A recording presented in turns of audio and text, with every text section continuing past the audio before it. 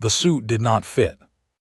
That was the first thing I noticed when I looked down at myself standing at the base of an altar made from a mineral that does not exist on Earth, inside a hall large enough to swallow 3 aircraft carriers whole, surrounded by 18 species of intelligent life who had, all in their own way, already decided what I was. The jacket pulled at my left shoulder. The trousers were half an inch too short. The shoes were borrowed from a diplomat named Colin who had feet slightly narrower than mine, and my left little toe had been losing feeling since the shuttle docked 40 minutes ago, and somewhere in the chaos of the morning, in the borrowed quarters with the gravity calibrated slightly wrong so that everything felt like walking uphill, I had put on 2 different zogs. One was dark gray, one was charcoal, close enough that no one would notice. Except me. I noticed.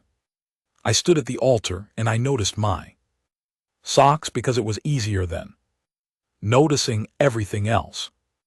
The Hall of the Sovereignty's Imperial Court on Vethadara Prime was the kind of place that made you understand immediately and without argument that humanity was new here, not unwelcome, not despised, just new the way a child is new at a table full of adults who have been talking for decades before the child learned to speak. The ceiling was 300 m above my head, and it moved not dramatically, just a slow breathing shift of bioluminescent panels that cycled through colors I did not have names for, colors that sat between blue and sound, between gold and gravity. The floor was warm beneath my borrowed shoes, and it hummed at a frequency I felt in my back teeth. 18 species. I had memorized their names. On the transit ship, I had memorized their diplomatic standings, their postures of respect, their postures of contempt, and the 7 body language signals that, across most of the known species in the sovereignty, mean I am about to do something you will not enjoy. I had memorized all of it sitting on a bunk in a cabin designed for species with no elbows, eating a protein bar 6 hours out from the most significant diplomatic event in Earth's 40-year history of interstellar contact. Earth had sent me because the real diplomats were scared. That was not the official version. The official version involved words like distinguished and representative and symbolic gesture of profound respect.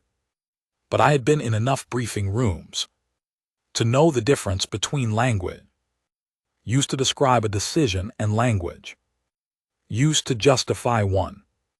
The decision had been made in a room I was not invited to by people who had weighed the options and found that every good option was unavailable, and that I was present, and that I had a passable record, and that someone had to go. So here I was, Cale Morrow, 29 years old, born in a town in Ohio that most people from Ohio had not heard of, enlisted at 18 because college was expensive and the military was not, survived the Kiev incursion at 22 by being low to the ground and very difficult to see in the dark. Spent 6 years after that in the gray space between soldier and diplomat, the kind of work that doesn't have a clean title, the kind that happens in back corridors and through translators and in rooms where everyone is lying, and the job is to figure out which lies you can afford to accept. I was told I had a talent for rooms. I looked around the room. The court of Empress Vethara contained, at my rough count, 412 attendees.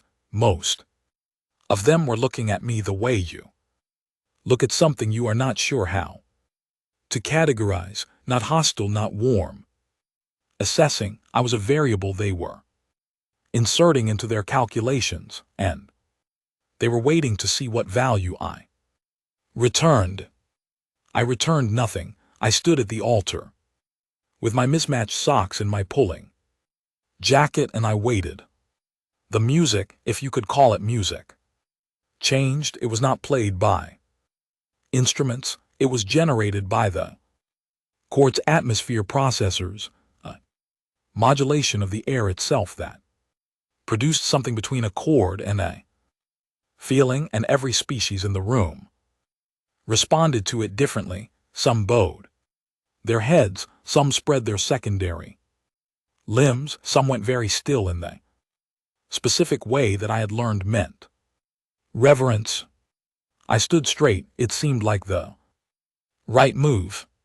She entered from the eastern archway. I had seen photographs. Photographs were insufficient. Empress Vithara of the sovereignty, ruler of 31 inhabited systems, commander of the oldest continuous military force in the known galaxy, stood 2 and 1 m tall and moved the way weather moves. Not quickly, but with the absolute certainty that it will arrive.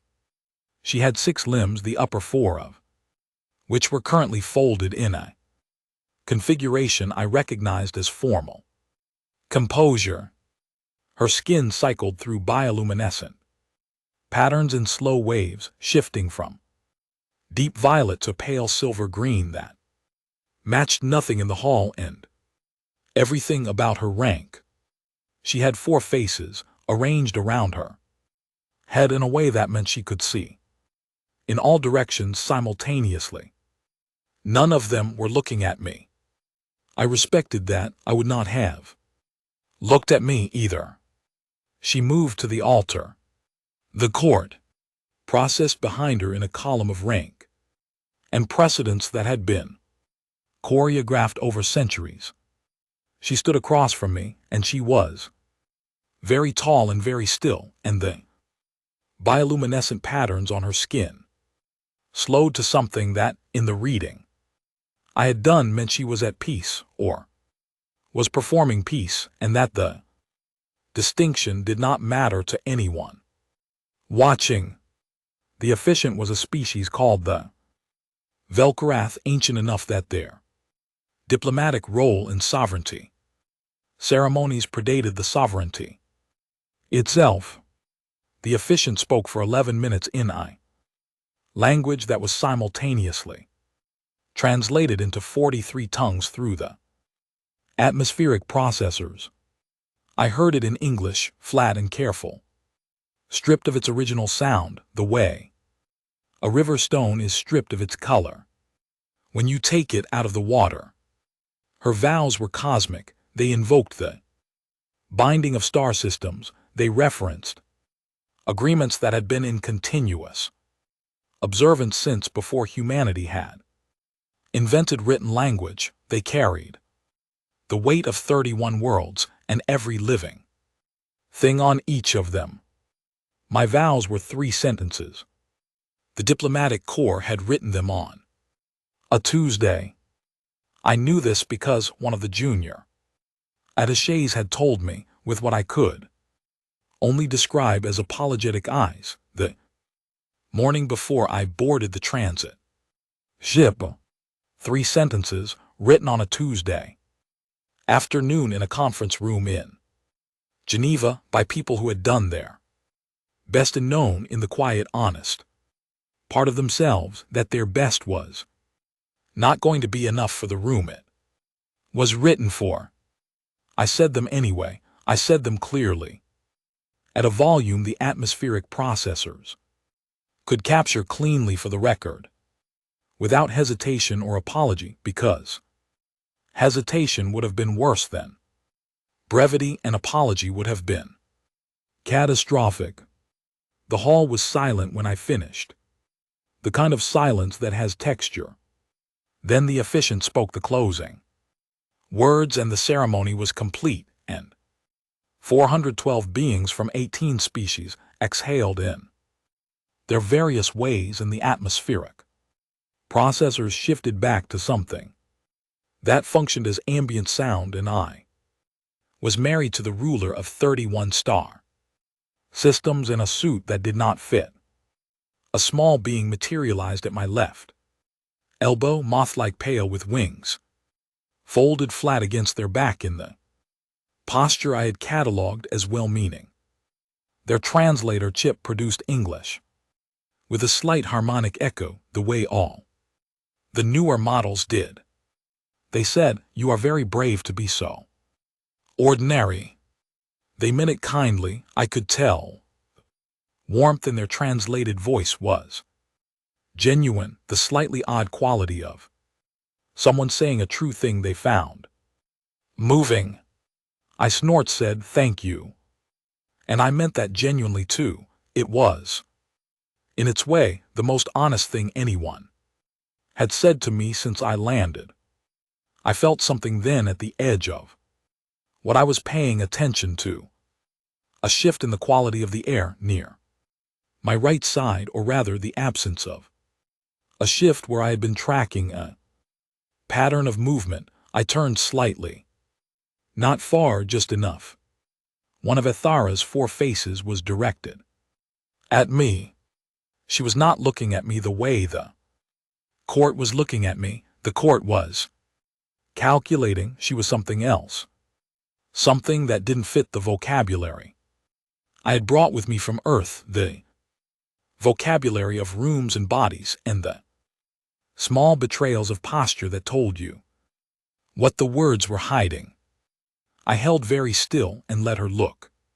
Then her column of attendants moved, and she moved with it, and I was left standing at the altar in my borrowed shoes and my mismatched socks, in a suit that pulled at the left shoulder, on a planet a very long way from Ohio. I thought, noted. I thought I have had worse starts. Neither of those thoughts made the situation smaller, but they made it manageable, and manageable was what I had been working with for most of my adult life, and it had got me this far, which was, all things considered, further than anyone had expected. I looked out at the hall, at the 18 species, at the mineral altar, and the breathing ceiling, and the floor that hummed at a frequency I felt in my back teeth. I reached into my jacket pocket, out of habit, empty. I had cleared my pockets that morning on the advice of the protocol team, who said that carrying personal items to the ceremony was a signal that translated poorly across several of the attending cultures. My hands had nothing to hold. I put them at my sides. I stood up straight. The room moved around me, and I let it. And I watched it move, and I started as I always started, from the beginning. From the room, from the bodies in it. From the things they were doing when they thought no one was watching. The decorative husband standing alone at the altar where he had just been married to the most powerful being in the known galaxy. Someone in the Eastern Gallery, 3rd row, had shifted their weight twice in the last 4 minutes, not from discomfort, from attention. I filed it. Then I went to find the reception, and the food that the protocol team had warned me might dissolve tooth enamel with prolonged contact, and the long work of being exactly what I was in a place that did not have a word for it. Ordinary. Brave enough to be ordinary. Hell of a thing. The food was not trying to dissolve my teeth. That was the first surprise of married life. The second surprise was that married life in the court of the sovereignty looked almost nothing like marriage, and almost entirely like being a very well-dressed object that people talked around. It had been 11 days since the ceremony. My quarters were in the eastern wing of the palace, which was the diplomatic residential section, which meant it was the section where they put the beings who were important enough to require comfort but not important enough to require proximity to the center of power. The rooms were large, the ceiling was 4 m high, and it did not breathe, which I had come to appreciate. The gravity was calibrated for human biology, which took 2 days of requests, submitted through 4 layers of staff. The bed was designed for a species with a different spinal configuration, so I slept on the floor with the cushions pulled down, and the floor was warm, so it was fine. I had learned 3 things in 11 days. First, the palace operated on a social currency made entirely of visibility and diminishment.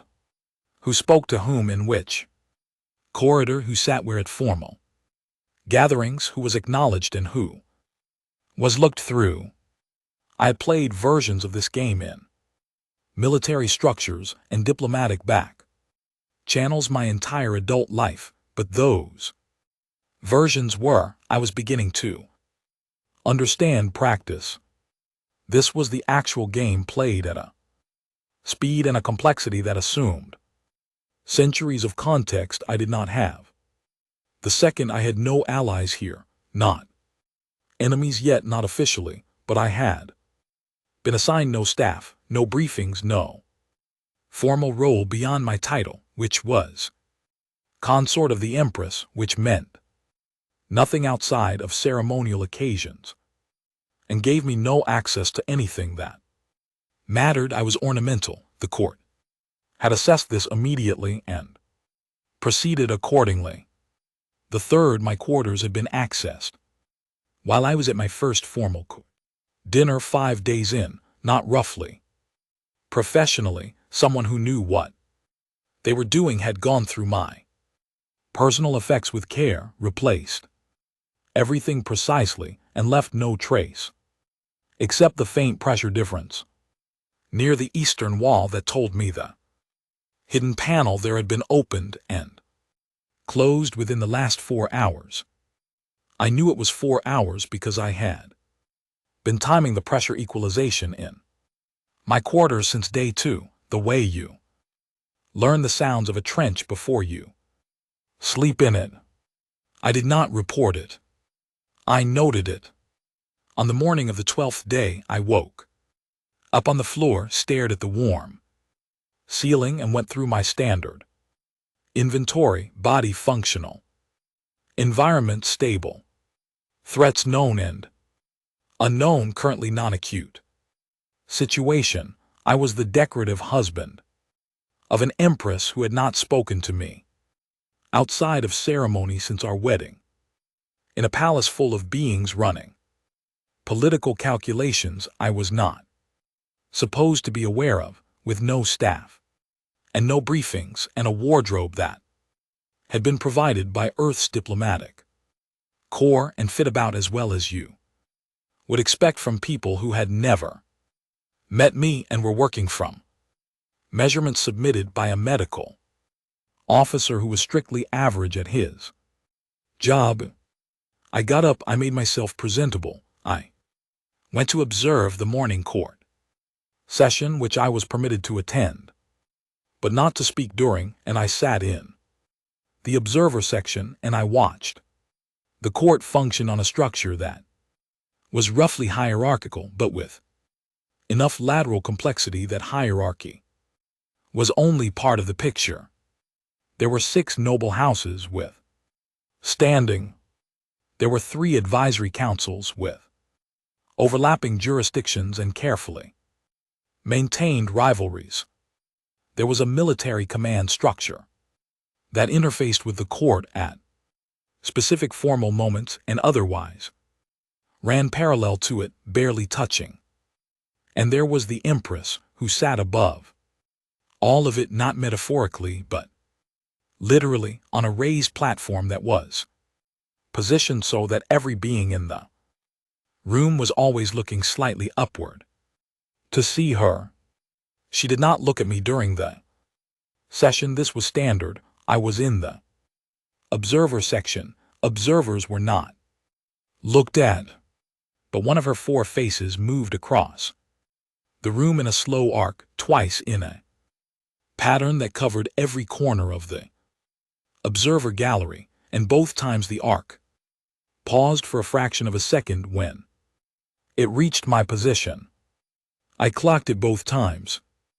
I went back to my quarters afterward and found on the desk a small object, smooth, dark, roughly the size of my palm. It was a piece of the mineral the altar had been made from. I was almost certain, though in smaller form and without the formal shaping of ceremonial objects, it had been placed at the center of the desk with obvious intentionality.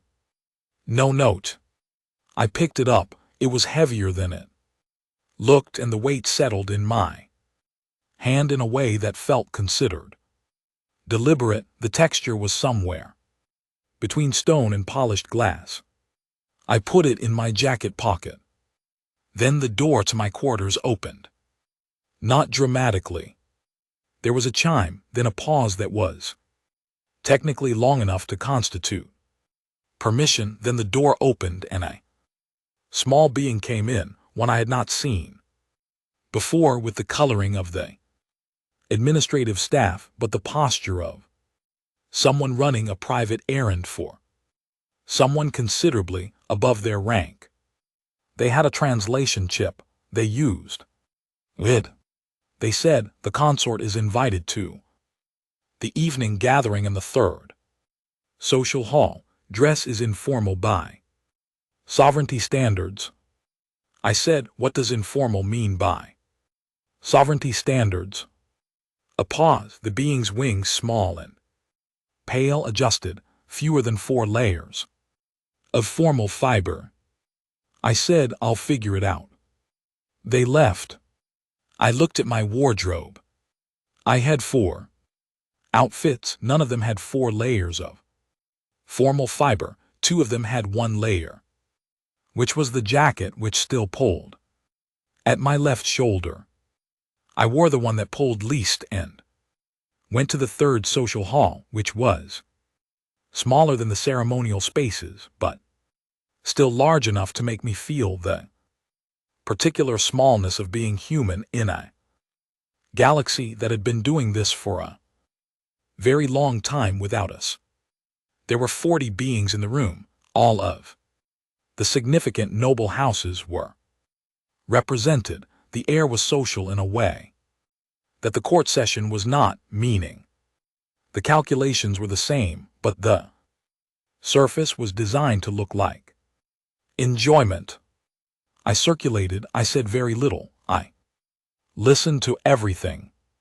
3 separate beings from 3 separate houses spoke to me during the gathering. All 3 were warm. All 3 were precise. All 3 were gathering specific information in a sequence that told me they were working from a shared list of questions. I answered what I answered and kept the rest. On the way back to my quarters, in a corridor that the palace's routing had apparently decided was the correct path for someone walking from the 3rd social hall to the eastern residential wing, I heard 2 voices from an alcove I was not supposed to be able to hear. From that distance, my hearing had always been sharper than average. The care of incursion had made it sharper still. The way hard experience tends to sharpen the tools you use to survive. 2 voices, both from the noble houses. The translation chip in my ear caught. Enough. One said, "If the marriage is annulled within the 1st cycle, the treaty is technically void." The other said, "The human is not durable enough to be worth the effort of removing formally. If something happened naturally, the treaty clause is ambiguous enough to be argued." A pause. The first one said, "Do we know how long humans survive an unregulated exposure to Vithdara atmospheric pressure changes?" I kept walking. My footsteps were even. My breathing was Controlled, the corridor was warm and well lit, and the palace's ambient sound cycled softly through the walls. I reached my quarters. I sat on the floor cushions. I took the smooth, dark stone from my pocket. I held it in both hands. It was still heavier than it looked. I sat there for a while, and I did not think about the conversation in the alcove, not directly, not in a way that let it get large. I thought about the weight of the stone instead, about the deliberate placement of it on my desk, about a fraction of a second in an arc across an observer gallery. Someone in this palace was running calculations I was not meant to be part of. Someone else might be running different ones. I put the stone on the floor beside me. I lay down. The floor was warm. 11 days married, 29 years old. Mismatched socks on a planet a very long way from Ohio. Hell of a thing. I had had worse. I closed my eyes. On the morning of the 22nd day, I did not eat breakfast. This was not an accident. A member of the kitchen staff, a being I had been quietly developing a functional rapport with over the past week by the simple method of learning their name and using it correctly, had paused for 2 extra seconds while setting my morning tray. They had not looked at me while doing it. They had left, and the tray had sat on the desk in my body, which had been through enough to develop opinions about things like this, had said no. I poured the beverage down the waste disposal and left the food untouched, and ate instead from the emergency ration pack I had kept in the inner pocket of the heaviest jacket, because 20 years of field experience had taught me that you always keep something that cannot be tampered with somewhere that cannot be easily found. Then I sat at my desk and worked through the morning calmly. 2 hours later, a different member of the kitchen staff came to collect the tray. They saw it untouched, their secondary limbs adjusted by 2 degrees, which in their species indicated something moving fast. Through their internal processing, they left without speaking. 4 hours after that, the head of the Empress's household staff came to my quarters. High rank, came personally, which meant this was not a routine administrative visit. They stood in my doorway and looked at the untouched tray, which left precisely as it was for exactly this reason. They said the consort did not eat. I said I wasn't hungry. A pause. Was the food unsatisfactory? The food was fine, I said. I just wasn't hungry. They left. I did not know at that point whether the kitchen staff member who had paused too long was operating under someone's instructions or acting on private judgment, or simply having a difficult morning. What I knew was that the attempt, if it was one, had been calibrated. Professional, which meant someone had done research, which meant someone was taking me seriously enough to do research. That was information. I filed it next to the conversation, the alcove and the pressure differential, by the eastern wall panel, and the 3 noble house representatives with their shared list of questions, and I sat with all of it, and I let the pattern take shape the way patterns do when you have been patient enough to collect the pieces. On the 23rd day, the door to my quarters opened at a time when no administrative visits were scheduled, and the Empress walked in.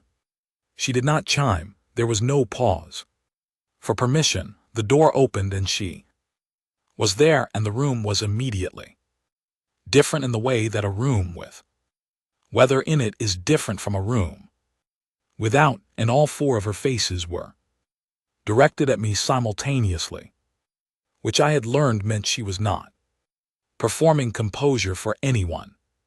She said in Basic, which she spoke the way someone speaks a language they considered technically adequate and nothing more.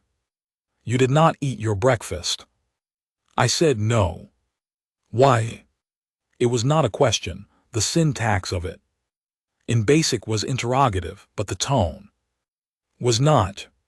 The tone was the tone of someone who had already run through the available explanations and wanted to know which one was true. I said I have good instincts about food. A silence, one of her four faces shifted slightly. "You knew?" I said I had a feeling. Another silence, longer. The bioluminescent patterns on her skin slowed to a rhythm I had not catalogued before, something between the patterns I had labeled composure and the ones I had labeled attention, something that did not fit neatly into either. She said, "How did you identify the compound?" "At the station, the report said you identified the compound used in the first attempt. You told me the method." I had told her on the one occasion she had come to my quarters before this, the morning after the first attempt, when she had appeared without warning and asked the same question she had just asked again now.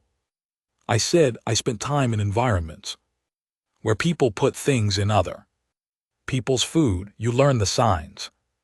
She looked at me, all four faces. Bioluminescent patterns shifted again. She said, "You are not what they described in the briefing materials."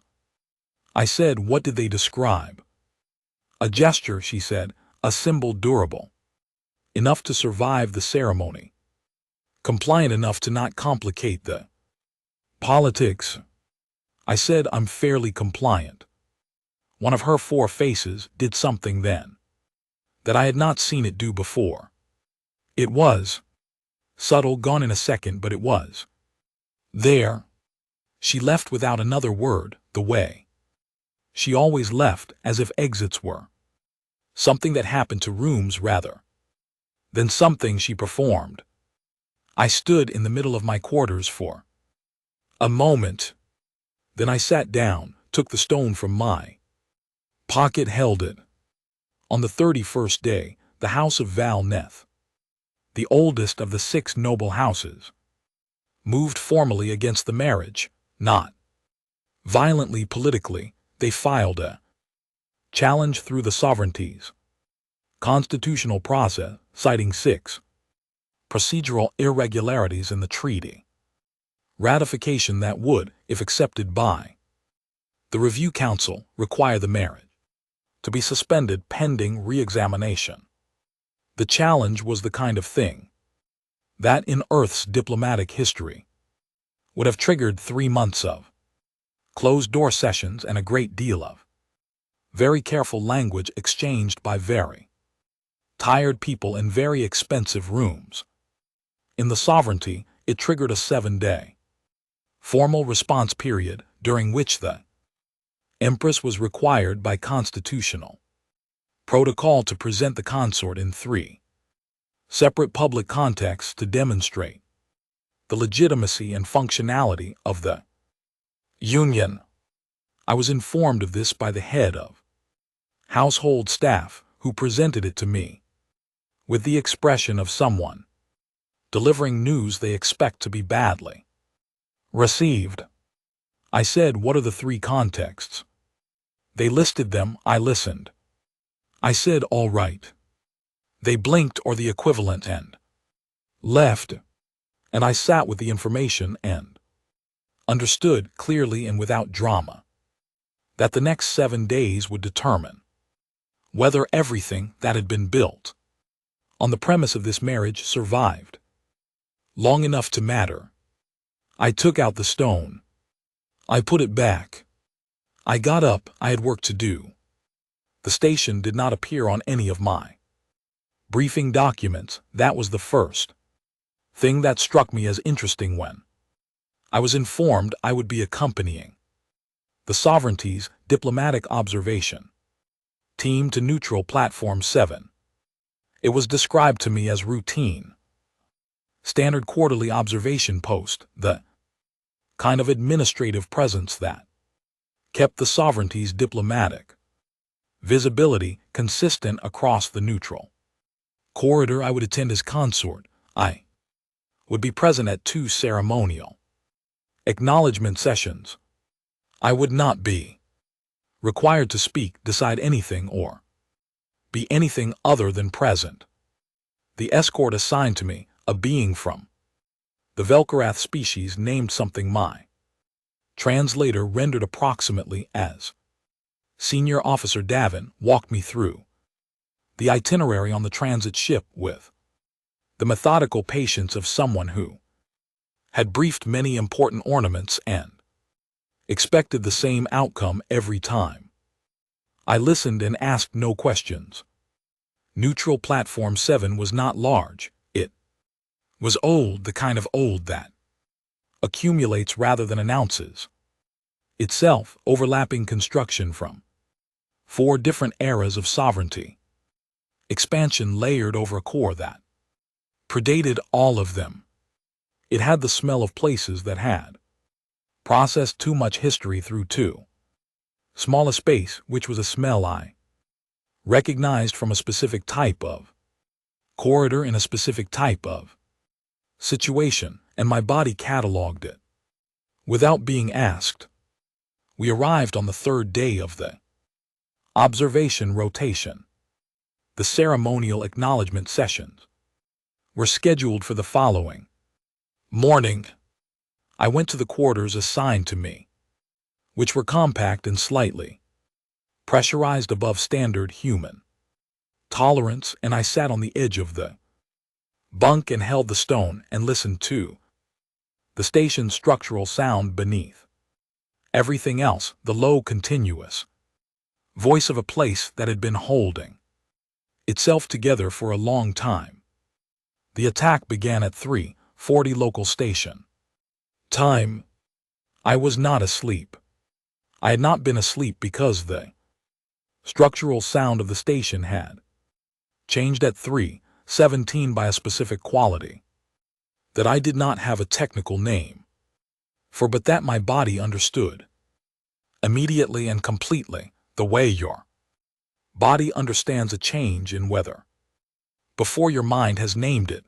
The pressure in the docking corridor, the vibration frequency of the hall, small, specific, the language of a place that was receiving something it had not been expecting.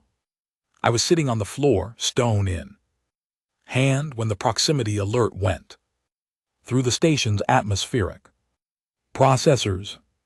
Not one ship, 3 Splinter Fleet registry, which the station's automated announcement system recited with the particular flat comm of software that does not understand what it is saying. Splinter Fleet was the designation given to the coalition breakaway factions that had been operating in the neutral corridor for 2 years, the ones that the Sovereignty was technically in negotiation with and practically in a cold stalemate with, the ones that every diplomatic briefing I had ever been handed had referred to as an ongoing and manageable tension. They were not currently feeling manageable. I opened my door. Davin was already in the corridor, their expression carrying the specific quality of a professional who has encountered a situation outside their briefing and is rapidly recalibrating. They said the consort should return to quarters.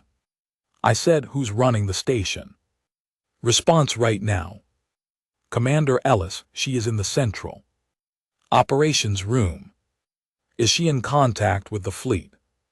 They are not responding to standard hails. I said, take me to operations. Gavin said, protocol requires the consort to remain in secured quarters during a threat event. I looked at them. I did not argue. I just looked at them, and something in the way I did it, I was told later, was the thing that made them step aside. We walked.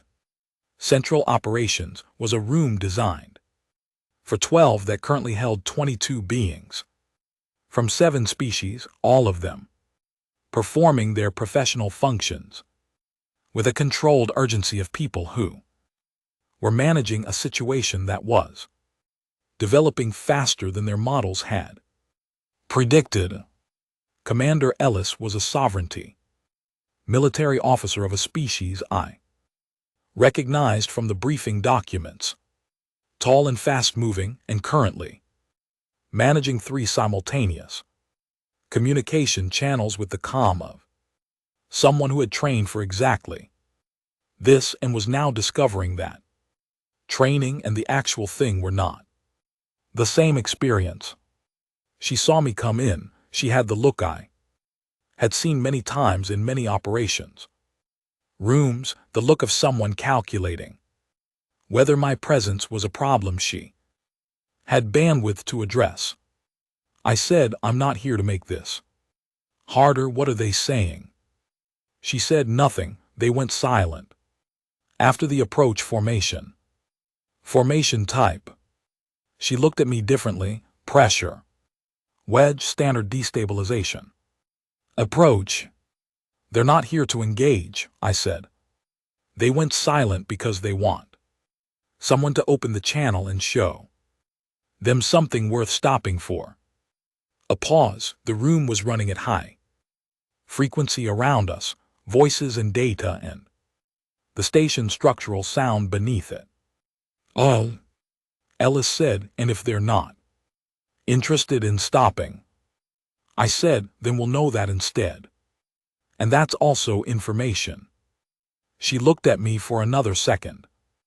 Then she handed me the open frequency control. I held it. I thought about a trench. I thought about the specific quality of a silence that is waiting rather than empty.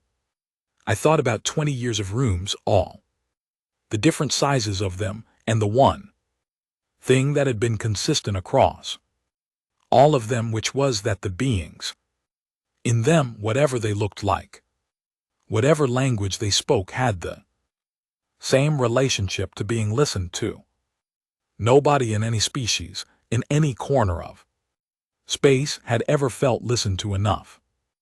I opened the channel. I said, "This is Cal Morrow, consort of the Empress of the Sovereignty, speaking from Neutral Platform 7. I'm not a military officer, and I'm not going to pretend this is a military communication. You came here with a formation that says you want something acknowledged. I'm prepared to listen to what that is. I'm not in a position to negotiate treaty terms, and I won't pretend otherwise, but I can hear you, and I can carry what you say to the people who can do something about it. That's what I'm offering." I released the transmit control. The room was very quiet. 43 seconds. Then the channel opened from the other side. The voice that came through was tired. That was the first thing I noticed. Not angry, not aggressive, not performing threat, tired in the way of someone who has been making the same argument to walls for a long time and has run out of patience for walls. I listened. I did not interrupt. I did not offer solutions or counterpoints or diplomatic language. I listened the way I had learned to listen in a trench, where what the person talking to you needed more than strategy or reassurance was the experience of being heard by someone who was actually present. They talked for 6 minutes and 40 seconds. When they finished, I said, "I heard you, all of it. I'll carry it exactly as you said it." A pause. I said, "I'm asking you to hold your position for 72 hours while I do that. Not because I'm threatening you, because you came here for something and I'm giving you a path to get it that doesn't cost either of us what we can't afford to lose. 41 seconds. The fleet began to withdraw. I set down the frequency control. My hand was steady, my back teeth ached slightly from the station's structural hum. Ellis was looking at me. The room was looking at me. I said, I need to send a full record of that transmission to the Empress's office within the hour. Can you help me do that? Ellis said yes. I said thank you. I reached into my pocket. The stone was gone. I had no memory of when I stopped holding it or where or whether I had set it down or lost it in the corridor or dropped it somewhere in the 43 seconds of silence before the channel opened. I looked at my empty hand. Davin said, what did you say to them at the end and the part they did not transmit clearly? I said, hell of a thing to explain.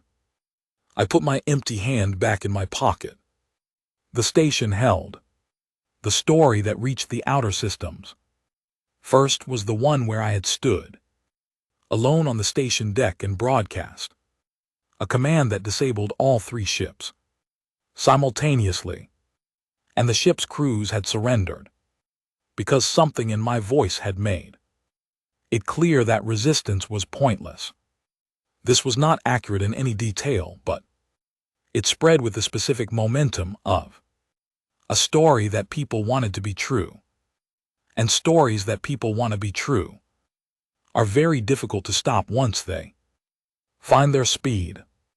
The second version, which arrived in the inner systems approximately 4 days after the first, had me negotiating terms while the station was under partial hull breach, which was also not true.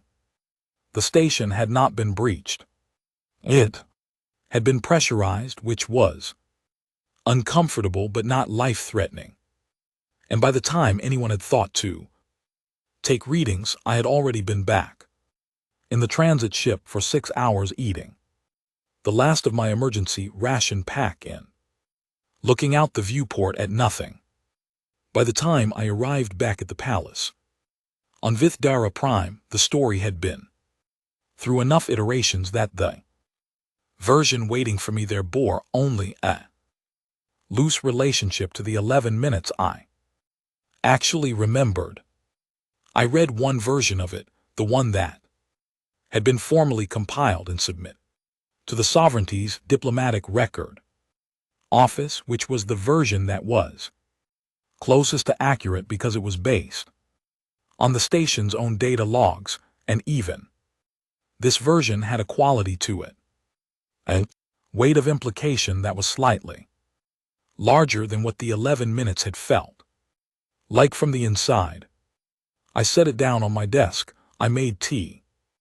The kitchen staff had over the preceding weeks successfully identified the specific preparation method that produced results.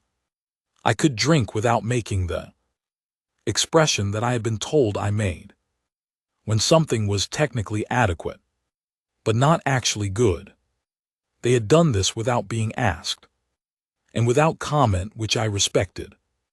I drank my tea, and I looked at the wall, and I thought about the tired voice on the other end of the channel and the 43 seconds of silence in my empty hand.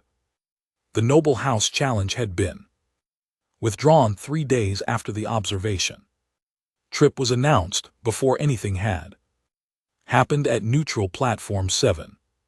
Withdrawn not because of anything I had done, but because the political calculation had shifted when a third party proposed a counter-challenge that would have benefited no one.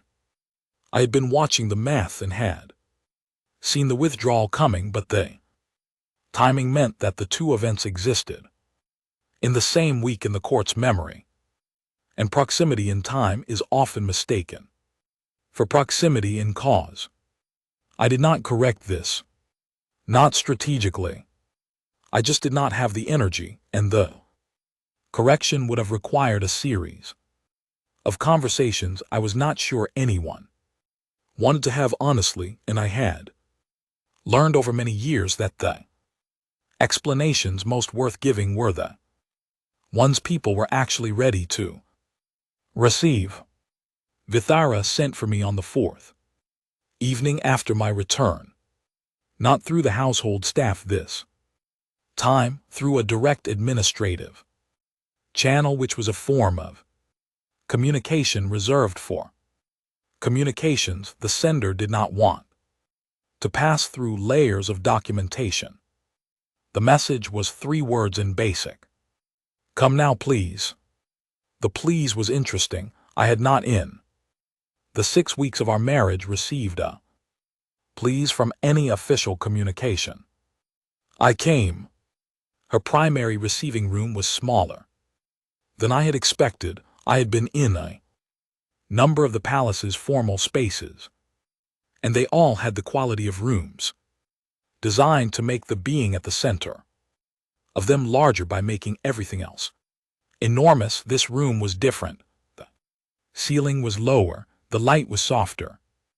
The chairs, such as they were arranged without the geometry of hierarchy. She was standing at the far wall when I entered, looking out through a viewport at the Vith-Dara night sky. The planet had 4 moons, 3 of them were visible tonight, cycling through their individual phases in a way that produced a light that fell through the viewport in overlapping colors. She said without turning, "They are calling you the silent speaker now, in the outer systems." I said I heard 6 of the 11 major trading lanes in the neutral corridor have sent formal acknowledgement requests to this office since the Platform 7 event. She turned then, all 4 faces, not military acknowledgments, diplomatic ones. They are acknowledging you. Specifically, not the sovereignty, you. I said, that's going to be complicated for you politically. Yes, she said. I'm sorry. Don't be. The bioluminescent patterns on her skin shifted to the rhythm I had not been able to catalog before, the one that did not fit neatly into the patterns I had labeled. I am not sorry. I am adjusting. We stood in the room for a moment. The moonlight moved through the viewport, and the colors it made on the floor shifted slowly. She said, when you were on the station, when you opened the channel, were you afraid? I thought about the true answer to that question, which required me to locate what had been happening in my body during those 43 seconds of silence, and what I found there was not fear exactly, and not calm exactly, but something that lived between them. The state I had learned to exist in during the long stretches of field work, where the outcome was not certain, and certainty was not the point. I said I was paying attention. She looked at me, all 4 faces. The pattern slowed to almost still. The noble houses, she said, have stopped talking about annulment. I said I noticed. They have started talking about other things instead. I said I noticed that too. A pause. She said, are you concerned? I said I'm always concerned. It's how I stay functional. One of her 4 faces did the thing that I had seen once before, on the day she had come to my quarters after the first attempt, gone in a second, but there. The outer systems are frightened of you. I said I know. You don't seem troubled by it. I looked at the moonlight on the floor. Being frightening was never the plan. I said it's just what happened. I'm more interested in what we do with it than in how I feel about it. She was quiet for a long time. The moons moved, the light shifted. She said something then in her own Language not basic, her language which I had been learning through every available source for 6 weeks, which had a complexity of register that meant the same words could mean 4 different things depending on the tonal layer you used to deliver them.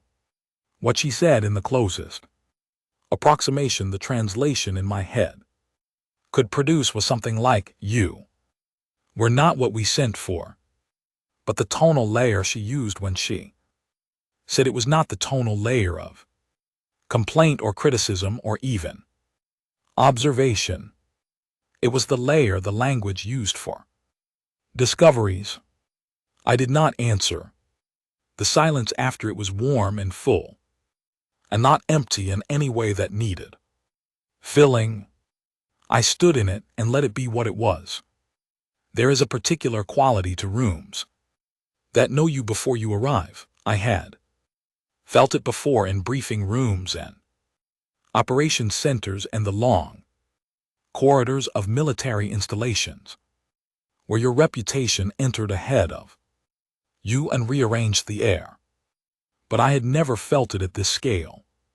The summit was held on Kelvarth Station, which was the oldest neutral diplomatic installation in the known galaxy, old enough that its corridors had been worn smooth by the transit of beings whose species no longer existed.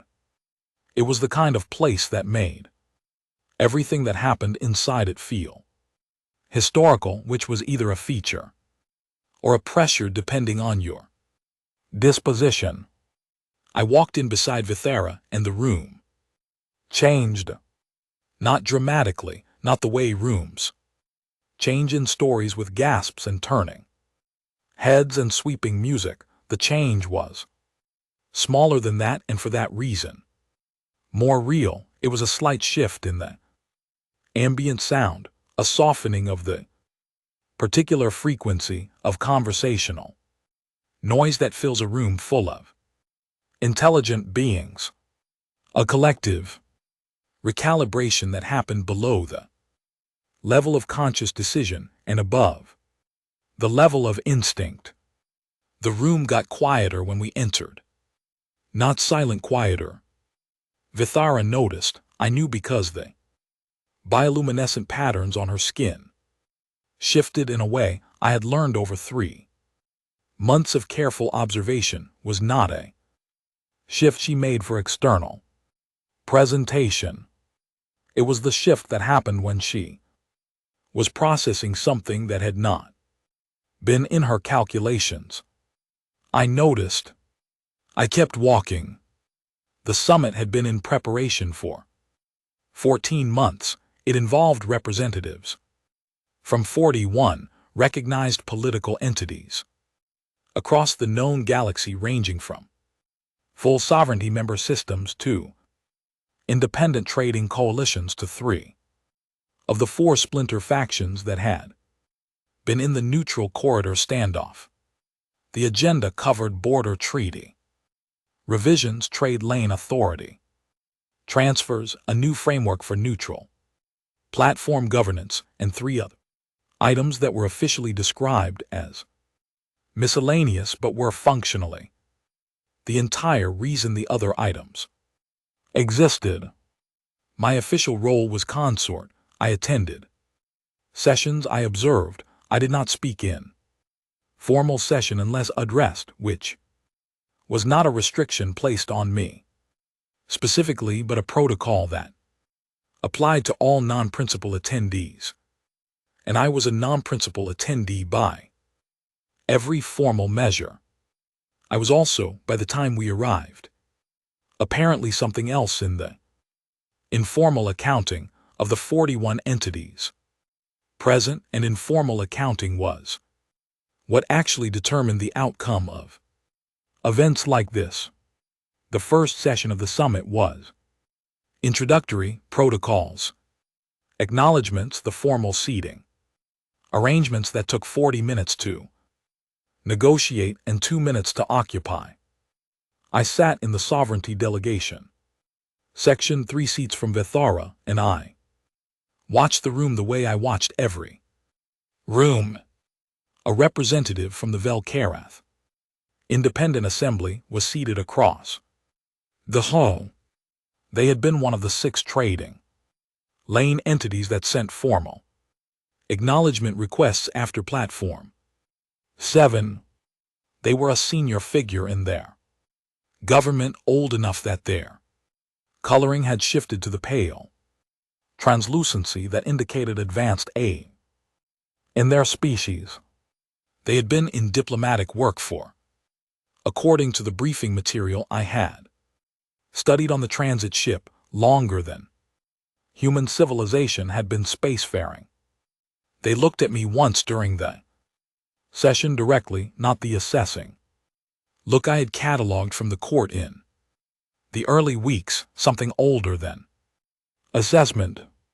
Then they looked away and returned to the session. At the end of the first day, during the informal reception that follows opening sessions at summits like this, I navigated the room with a drink I was not going to finish and a level of patience that the diplomatic corps who had sent me here would have been surprised to see in the person they had sent as a gesture. 3 separate conversations, different entities, different agendas, different surface topics, all of them circling the same point from different directions. What happened at Platform 7? Not the story, not the version with the disabled ships or the hull breach, the actual thing, what had actually happened.